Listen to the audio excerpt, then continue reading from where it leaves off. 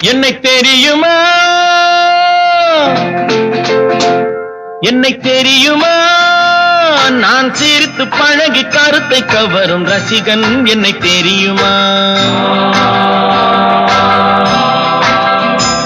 உங்கள் கவலை மறக்க கவிதை பாடும் கவிஞன் என்னை தெரியுமா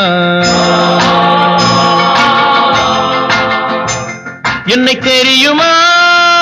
நான் சிரித்து பழகி கருத்தை கவரும் ரசிகன் என்னை தெரியுமா